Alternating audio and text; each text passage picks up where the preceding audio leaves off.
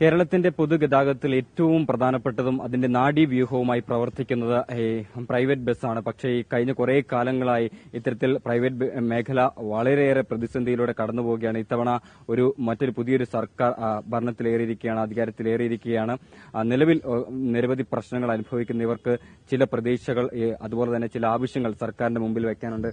ഇപ്പോൾ നമ്മളോടൊപ്പം ചേരുന്നത് ബസ് ഓപ്പറേറ്റേഴ്സ് അസോസിയേഷൻ ജില്ലാ സെക്രട്ടറിയും പ്രസിഡന്റുമാണ് നമ്മളോടൊപ്പം ചേരുന്നത്. എന്താണ് പുതിയ സർക്കാരിന്റെ മുമ്പിൽ വെക്കാനുള്ള പ്രധാനപ്പെട്ട കാര്യങ്ങൾ? എന്താണ് നിങ്ങളുടെ പുതിയൊരു പ്രതീക്ഷ? കഴിഞ്ഞ സർക്കാരിന്റെ കാലത്ത് തന്നെ ഈ വ്യവസായം നിലനിർത്തുന്നതിനാവശ്യമായ അത്യാവശ്യമായ ഒരുപാട് ആവശ്യങ്ങളും നിവേദനങ്ങളും ഞങ്ങൾ ഈ സർക്കാരിന്റെ അടുത്തും കൊടുത്തിട്ടുണ്ട്. അപ്പോൾ ഞങ്ങൾ ഈ സർക്കാർ ഇപ്പോൾ പെട്ടെന്ന് നിലവിൽ വന്നതാണ്. പക്ഷെ അതിനൊന്നും ഒരു പരിഹാരം ഉണ്ടാക്കാൻ കഴിയുന്നതിലടക്കാണ് നമ്മളിപ്പം ഇടിവെട്ടിയവരുടെ പാമ്പും കടിച്ചു എന്നുള്ള രീതിയിൽ പെട്ടെന്ന് ഈ സ്ത്രീ യാത്രക്കാർക്ക് സൗജന്യം പ്രഖ്യാപിച്ചത്. അപ്പം ഞങ്ങളെ സംബന്ധിച്ചിടത്തോളം സ്ത്രീ യാത്രക്കാർക്ക് സൗജന്യം പ്രഖ്യാപിച്ചതിലൊന്നും നമുക്ക് പിന്നെ എതിർപ്പോ മറ്റുള്ള ഒന്നുമില്ല. എന്നാൽ ഞങ്ങളെ വീട്ടിലെ സ്ത്രീകളും കുട്ടികളും ഇതൊക്കെ പിന്നെ KSRTCയിലും സ്വകാര്യ ബസ്സുകളിലും യാത്ര ചെയ്യുന്നതാണ്. പഴയമാരിൽ സമ്പന്ന വിഭാഗത്തിന്റെ അടുത്ത് തന്നെ നല്ല ഇന്ന് സ്വകാര്യ ബസ് മേഖലയില്ല. അത് കാലം കഴിഞ്ഞുപോയി. ഇന്നിപ്പോൾ 1-2 ബസ്സുകളും ഒരു സർവീസും ഒരു ബസ്സിനെ 2 ആൾ കൂടിയിട്ട് സർവീസ് നടത്തുന്ന തൊഴിലാളികൾ നടത്തുന്ന സർവീസുകൾ, അങ്ങനെ ഇത് വളരെ സാമ്പത്തിക നിലവാരം കേരളം മുഴുവൻ പരിശോധിച്ചു കഴിഞ്ഞാൽ സാമ്പത്തിക നിലവാരത്തിൽ വളരെയധികം പിന്നോക്കം നിൽക്കുന്നവരും ഉപജീവന മാർഗത്തോട് കൂടി തന്നെ നടത്തേണ്ട ഒരു ആവശ്യത്തിലേക്ക് ജീവിക്കുന്ന ഒരു വിഭാഗമായിട്ടാണ് മാറുന്നു. വ്യവസായ ശൃംഖലയോ കാര്യങ്ങളല്ല. പക്ഷെ ഒരുപാട് വിദ്യാർത്ഥികളടക്കമുള്ള ലക്ഷക്കണക്കിന് യാത്രക്കാർക്ക് യാത്രാ സൗകര്യം ഒരുക്കി കൊടുക്കുന്നുണ്ട്. ഇപ്പൊ കേരളത്തിലെ വിദ്യാർത്ഥികൾക്ക് 90% വിദ്യാർത്ഥികൾക്കും യാത്രാ സൗകര്യം ഒരുക്കി കൊടുക്കുന്ന വിഭാഗം സ്വകാര്യ ബസ് മേഖലയാണ്. അപ്പൊ KSRTC ഒക്കെ തിരുവനന്തപുരം, കൊല്ലം മേഖലകളിൽ യാത്രാ സൗജന്യം യാത്രാ കൺസെഷനും സൗജന്യവും ഒക്കെ കൊടുക്കുന്നുണ്ടെങ്കിലും ഏറ്റവും കൂടുതൽ വിദ്യാർത്ഥികളെ സ്കൂൾ കൊണ്ടാക്കുന്നതും കൊണ്ടുവരുന്നതും സ്വകാര്യ ബസ്സുകൾ തന്നെയാണ്. അപ്പൊ അങ്ങനെ പൊതുവെ 24 മണിക്കൂർ ജനസേവനം ചെയ്യുന്ന ഒരു വിഭാഗം, ഒരു മേഖല ഞങ്ങളെ സംബന്ധിച്ചിടത്തോളം അത് അന്നന്ന് താണുപോകുന്നു. അനുദിനം നശിച്ചുകൊണ്ടിരിക്കുന്ന ഒരു മേഖലയായി കൊണ്ടിരിക്കുകയാണ്. അതാണ് കഴിഞ്ഞ ഇടതുപക്ഷ ഗവൺമെന്റിന്റെ അടുത്തും അധികാരത്തിൽ വരുന്നതിന് മുന്നേ UDF ഗവൺമെന്റ് ആ സമയത്തെ നമ്മൾ തുടങ്ങി വെച്ച കുറെ കാര്യങ്ങളുണ്ട്. അതൊക്കെ ഇന്ന് ചെയ്യാം, നാളെ ചെയ്യാം, ഞങ്ങളൊരു സമരരംഗത്ത് ഇറങ്ങുന്ന പിന്നെ ഉറപ്പ് തരും. ആ ഉറപ്പുകളൊന്നും ഗവൺമെന്റ് പാലിക്കാറില്ല.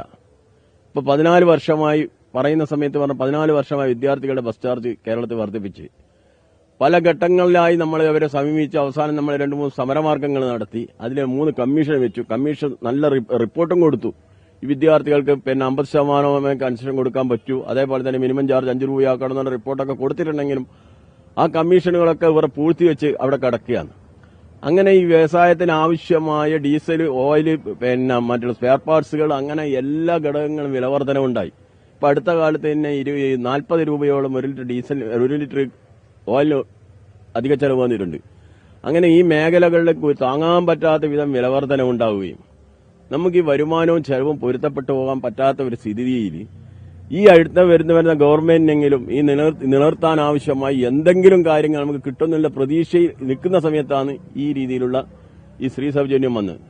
അപ്പൊ സ്ത്രീ സൗജന്യം വരുന്നതിന് ഞാൻ നേരത്തെ പറഞ്ഞ മാതിരി നമ്മൾ എതിരല്ല. പക്ഷേങ്കിൽ അതോടുകൂടി ഒരു മേഖല ലക്ഷോപലക്ഷം ജനങ്ങൾക്കും ജീവിതമാർഗം ഒഴിക്കുന്ന ഒരു മേഖല, അബ്കാരി കഴിച്ചു കഴിഞ്ഞാൽ ഏറ്റവും കൂടുതൽ റവന്യൂ വരുമാനം കിട്ടുന്ന ഒരു മേഖല നശിച്ചുകൊണ്ടിരിക്കുകയാണ്. അത് പാടെ ഇല്ലാതായി പോവും. അതാണ് നമുക്ക് പറയാനുള്ളത്. സ്വകാര്യ ബസ് ഉടമകളെ മാത്രമല്ല, എത്രയോ പ്രത്യക്ഷത്തിലും പരോക്ഷമായും ഒരുപാട് തൊഴിലാളികൾ ഇതുകൊണ്ട് ജീവിക്കുന്നുണ്ട്. ഗവൺമെന്റിനെ സംബന്ധിച്ചോളം യാതൊരു ബാധ്യതയില്ല. നിങ്ങൾക്കറിഞ്ഞില്ലേ, ഗവൺമെന്റിന്റെ പുതിയ വ്യവസായം കൊണ്ടുവരുവാൻ വിദേശ രാജ്യങ്ങളിലേക്കാണ് കഴിഞ്ഞ ഗവൺമെന്റിന്റെ കാലത്ത്, ഈ ഗവൺമെന്റിന്റെ കാലത്തും അവർ പോകുന്നുണ്ടാവും പുതിയ വ്യവസായ സംരംഭം കൊണ്ടുവരുവാൻ. അപ്പൊ പരമ്പരാഗതമായി 50-60 വർഷമായി, 60-70 വർഷമായി ഈ KSRTC വരുന്നതിന് മുന്നെയായി ഈ പ്രൈവറ്റ് ബസ് മേഖല എന്ന മേഖല, ഈ 10-32,000-34,000 ബസ്സുകളുടെ മേഖല അനുദിനം തകർന്ന് ഇന്ന് 8,000-ലും 9,000-ലും ഒതുങ്ങിയിരിക്കുകയാണ്. ഗവൺമെന്റിനെ സംബന്ധിച്ചോളം ഈ 10-22,000 ബസ്സുകളുടെ ടാക്സ് ഇല്ലാതായി.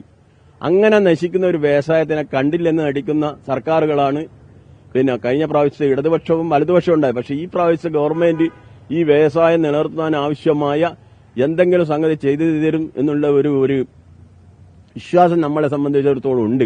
പ്രധാനമായിട്ടും നിങ്ങൾ ആവശ്യപ്പെടുന്നത് എന്താണ് സർക്കാരിനോട്, ഈ പ്രത്യേകിച്ച് ഒരു പുതിയ ബജറ്റ് പ്രഖ്യാപിക്കപ്പെടുന്ന ഒരു ഘട്ടത്തിൽ? പ്രധാനമായിട്ടും നമ്മൾ ആവശ്യം കൊണ്ടിരിക്കുന്നതെന്ന് പറഞ്ഞു കഴിഞ്ഞാൽ ഇപ്പോഴത്തെ സ്ത്രീ സൗജന്യമല്ലേ പറഞ്ഞേ, ഈ സ്ത്രീ സൗജന്യം കൊണ്ട് ഈ വ്യവസായം നമുക്ക് നിലനിർത്താൻ പറ്റില്ല. ഒന്നാമത് 50% യാത്രക്കാർ സ്ത്രീകളുണ്ട്, 50% നമ്മൾ പുരുഷന്മാരുണ്ട്, അത് തന്നെ വിദ്യാർത്ഥികളുമായി. അപ്പം ഞങ്ങളെ സംബന്ധിച്ചിടത്തോളം ഗവൺമെന്റ് ഇത് നികത്താനാവശ്യമായ ഈ വ്യവസായം പിടിച്ചു നിർത്താനാവശ്യമായ സാഹചര്യം ഗവൺമെന്റ് ഒരുക്കണം. ആ സാഹചര്യം നമ്മൾ ഒരുക്കാനുള്ള നടപടി ഗവൺമെന്റിന്റെ ഭാഗത്തുണ്ടാണ്. അപ്പം നമ്മൾ 2-3 ഡിമാൻഡുകൾ വെച്ചിട്ടുണ്ട്. നിങ്ങൾക്ക് സ്ത്രീ സൗജന്യം പ്രൈവറ്റ് മേഖലയിൽ നടപ്പിലാക്കണമെന്നുണ്ട്, നടപ്പിലാക്കിക്കോളൂ. പക്ഷേ നമുക്കും ഈ അവസരം കിട്ടണം. 0 ടിക്കറ്റ് മുറിച്ചിട്ട് അതിന്റെ ബാലൻസ് KSRTC തരണം. അതേപോലെ തന്നെ ഡീസലിന് പകുതി ചാർജിന് സബ്സിഡി ചാർജ് ഡീസലിന് നമുക്ക് കൊടുക്കാൻ കഴിയണം. മോട്ടോർ വെഹിക്കിൾ ടാക്സ് നമ്മൾ 3 മാസം കൂടുമ്പോൾ ഭാരിച്ച മോട്ടോർ വെഹിക്കിൾ ടാക്സ് കൊടുക്കുന്നുണ്ട്. അതൊക്കെ നമുക്ക് ഒഴിവാക്കി കിട്ടണം. പ്രസിഡന്റ് കൂടി നമ്മളോടൊപ്പം ചേരുന്നുണ്ട്. ഇത് ഒരു പുതിയ ഗവൺമെന്റാണ് ഇപ്പോൾ അധികാരത്തിലിരിക്കുന്നത്. എങ്ങനെയാണ് പ്രതീക്ഷകൾ, നിങ്ങളുടെ ആവശ്യങ്ങൾ എന്തൊക്കെയാണ്? പുതിയ ഗവൺമെന്റ് ആണെങ്കിലും കൂടി ഈ ഗവൺമെന്റ് വരുന്നതിനേക്കാൾ മുന്നേ അന്ന് പ്രതിപക്ഷ നേതാവായിരുന്ന ഇന്നത്തെ മുഖ്യമന്ത്രി ഞങ്ങൾ വിശ്വാസം അർപ്പിച്ചിരുന്നു. കാരണം അന്നത്തെ ജനയുഗ യാത്രയിൽ തന്നെ അദ്ദേഹം പറഞ്ഞിരുന്നു ഈ വ്യവസായത്തെപ്പറ്റി ഞങ്ങൾ എല്ലാ ജില്ലകളിൽ നിന്നും നിവേദനങ്ങൾ കൊടുക്കുന്നു. അതൊക്കെ വായിച്ച് പഠിച്ചതിന്റെ അടിസ്ഥാനത്തിൽ അന്ന് തന്നെ പറഞ്ഞിരുന്നു ഈ വ്യവസായത്തിന് നിലനിർത്താൻ വേണ്ടിയുള്ള എല്ലാ സാഹചര്യവും ഞങ്ങൾ ഒരുക്കും എന്ന് പറഞ്ഞിരുന്നു. അത് നമുക്ക് കാണാൻ കഴിയുന്നത് ഇപ്പം കാണാൻ കഴിയുന്നത് എന്താണെന്ന് പറഞ്ഞാൽ ഇപ്പോൾ അന്നത്തെ ഈ സ്ത്രീ സൗജന്യ യാത്ര ഉദ്ഘാടനം ചെയ്ത് അതിനുശേഷമുള്ള വാർത്താ സമ്മേളനത്തിലും പറയുന്നുണ്ട് സ്വകാര്യ മേഖല ഇന്ന് നശിച്ചുകൊണ്ടിരിക്കുന്നുണ്ട്, അത് നിലനിർത്താൻ വേണ്ടിയുള്ള എല്ലാ ഉറപ്പ് തരുന്നു എന്ന് പറഞ്ഞുകൊണ്ട് തന്നെ പറയുന്നുണ്ട്. ഞങ്ങൾ ആ വാക്കിലാണ് ഞങ്ങൾ ഇന്നും വിശ്വസിക്കുന്നത്. കാരണം ഞങ്ങൾ പരിശോധിച്ചു നോക്കുമ്പോൾ 15-ാം തീയതി 16-ാം തീയതി ഓരോ ദിവസങ്ങളിൽ എടുത്തു നോക്കുമ്പോൾ ഓരോ ദിവസവും അനുദിനം പ്രൈവറ്റ് ബസിന്റെ കലക്ഷൻ കുറഞ്ഞു വരുമായിരുന്നു. ഇത് ഒരു ആഴ്ച ഒരു മാസം കൊണ്ട് മിക്ക സ്ത്രീകളും ഇതെല്ലാം നടപ്പിലാക്കാൻ കഴിഞ്ഞാൽ പ്രൈവറ്റ് മേഖലക്ക് ഡീസൽ അടിക്കാൻ പൈസ കിട്ടൂല. നമ്മൾ ഈ സംരംഭം ഓട്ടോമാറ്റിക്കലി നിന്നുപോകും. അതുകൊണ്ട് എന്ത് തന്നെയായാലും അടിയന്തരമായി ഈ പ്രൈവറ്റ് മേഖലയെ സംരക്ഷിക്കാൻ വേണ്ട പ്രവർത്തനങ്ങളുമായി ഗവൺമെന്റ് മുന്നോട്ട് പോകണം. അതിൽ നാളത്തെ ബഡ്ജറ്റിൽ എന്തുണ്ടാകും എന്നാണ് ഞങ്ങൾ പ്രതീക്ഷിക്കുന്നത്. ഞങ്ങൾ ഈ ഗവൺമെന്റ് വന്നതിന് ശേഷം ഇതിനെപ്പറ്റി കുറേയധികം നിർദ്ദേശങ്ങളും ഒക്കെ കൊടുത്തിട്ടുണ്ട്.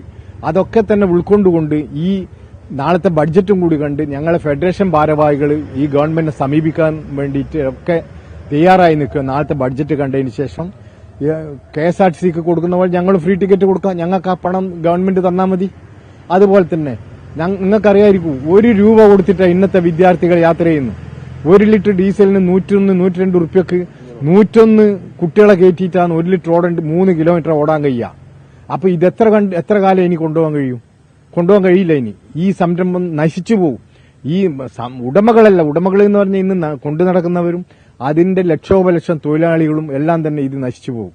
ഈ ഒരു സംരംഭം കേരളത്തിൽ നശിച്ചു കഴിഞ്ഞാൽ പിന്നെ ഇതിനൊന്നും ചെയ്യാൻ കഴിയില്ല. അതിലടക്ക് തന്നെ ഗവൺമെന്റ് ഇടപെട്ടുകൊണ്ട് ഈ സ്വകാര്യ മേഖല എന്ന് പറയുന്ന പൊതുമേഖലാ സർവീസുകൾ നിലനിർത്തേണ്ട അടിയന്തരമായ ഒരു പരിഗണന ഉണ്ടാകണമെന്നാണ് നമുക്ക് പറയാനുള്ളത്.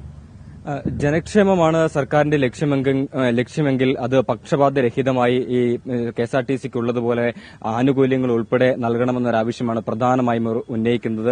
ഈ അനുദിനം വർദ്ധിച്ചുകൊണ്ടിരിക്കുന്ന ടാക്സ് ഉൾപ്പെടെയുള്ള കാര്യങ്ങളിൽ സർക്കാർ കൃത്യമായ ഇടപെടൽ നടത്തുകയും ഈ വ്യവസായത്തെ പിടിച്ചു നിർത്തുന്നതിന് വേണ്ടിയുള്ള കാര്യങ്ങൾക്ക് മുൻതൂക്കം നൽകുകയും ചെയ്യണമെന്നൊരാവശ്യം, അങ്ങനത്തെ ഒരു പ്രതീക്ഷ കൂടിയാണ് ഇവർ പങ്കുവയ്ക്കുന്നത്.